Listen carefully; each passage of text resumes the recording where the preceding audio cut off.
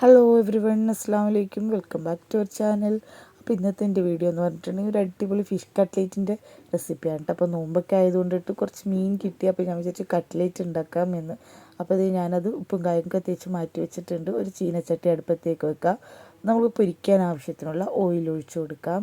Oil ഒഴിച്ചു കൊടുത്തിട്ട് നമ്മൾ ഈ മീൻ നമുക്ക് ചെറിയ കഷ്ണങ്ങളാക്കി നുറുക്കിയതില്ലേ, അത് നമുക്കിതിലേക്കിട്ട് ഫ്രൈ ചെയ്തെടുക്കണം കേട്ടോ. അപ്പോൾ അതിലേക്കുള്ള മസാല എന്ന് പറഞ്ഞിട്ടുണ്ടെങ്കിൽ മഞ്ഞൾപ്പൊടി, മുളക് പൊടി, ഇച്ചിരി ഗരം മസാലപ്പൊടി, ഉപ്പ്, അത് ഇത്ര ഇട്ടിട്ടാണ് ഞാനിവിടെ ഉപ്പ് മാരിനേറ്റ് ചെയ്ത് വെച്ചത്.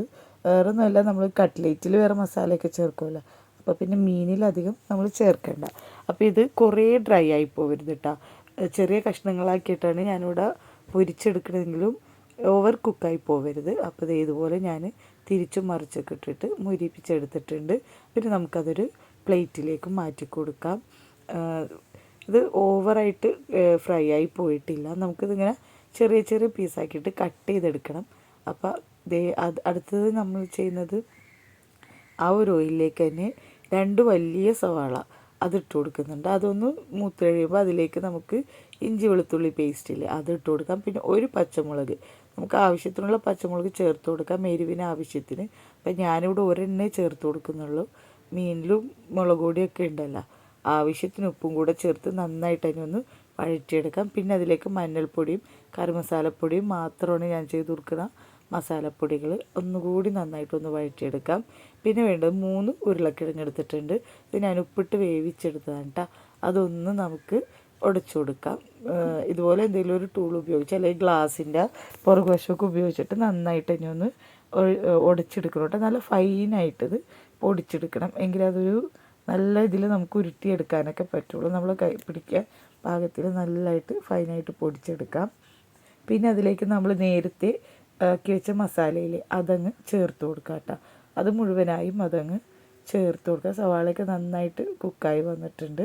അപ്പോൾ അതുകൂടെ നമുക്കിതിലേക്ക് ചേർത്ത് കൊടുക്കാം.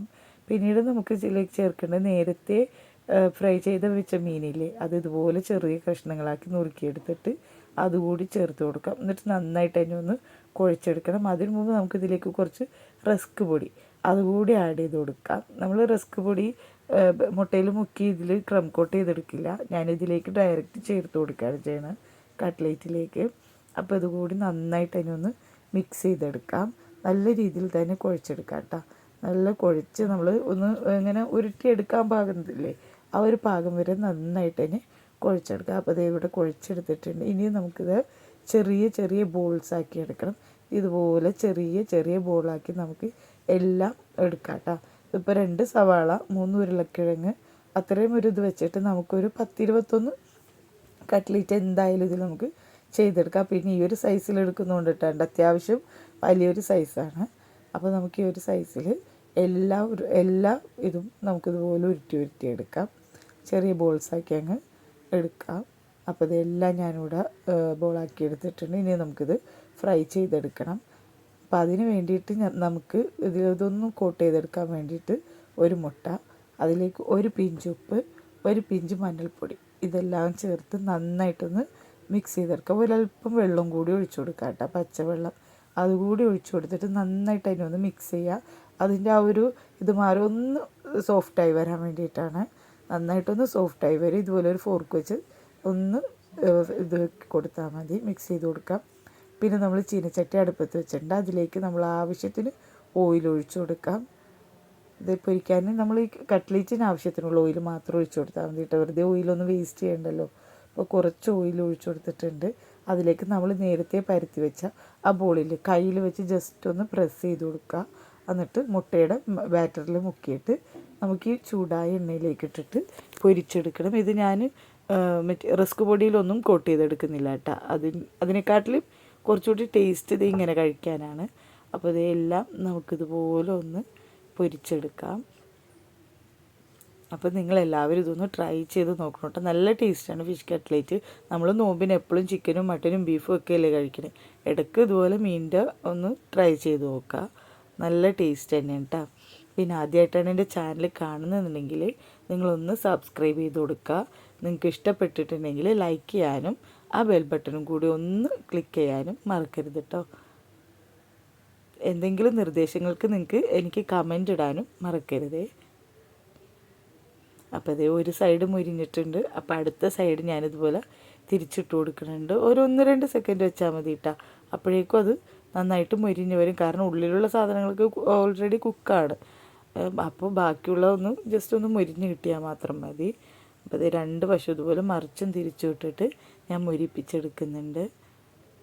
ഇതിപ്പോൾ ഇവിടെ കുക്കായിട്ടുണ്ട്. ഇനി നമുക്കിത് പാത്രത്തിലേക്ക് മാറ്റാം. അപ്പോൾ അതായത് ഇവിടെ നന്നായിട്ട് കുക്കായതുകൊണ്ട് നല്ല മുരിഞ്ഞു വന്നിട്ട് അത് കളറൊക്കെ മാറിയിട്ടുണ്ട്. ഉപ്പും മഞ്ഞൾപ്പൊടിയും കൂടി ഇടുന്നതുകൊണ്ട് തന്നെ ചെറിയൊരു ബ്രൗൺ കളറൊക്കെ അതിന് കിട്ടും കേട്ടോ. ആ മുട്ടേൻ്റെ ഒരു ഉപ്പില്ലായ്മ അതൊക്കെ മാറിക്കിട്ടും. നല്ല ടേസ്റ്റാണ് കഴിക്കാനായിട്ട്. അപ്പോൾ അത് ബാക്കിയുള്ള കട്ട്ലേറ്റിൻ്റെ അതും കൂടെ ഞാനിതുപോലെ പൊരിച്ചെടുക്കുന്നുണ്ട്. ആണോ, ബാക്കിയുള്ളതും കൂടി നമുക്കിതുപോലെ കോട്ട് ചെയ്തിട്ട് പൊരിച്ചെടുക്കാം. ഇവിടെ നല്ല സൂപ്പറായിട്ടുള്ള കട്ട്ലേറ്റ് ഇവിടെ റെഡിയാക്കി എടുക്കുന്നുണ്ട്. അപ്പോൾ എല്ലാവരും ഇതൊന്ന് ട്രൈ ചെയ്ത് നോക്കണം കേട്ടോ. നല്ല ടേസ്റ്റ് തന്നെയാണ് കഴിക്കാനായിട്ട്.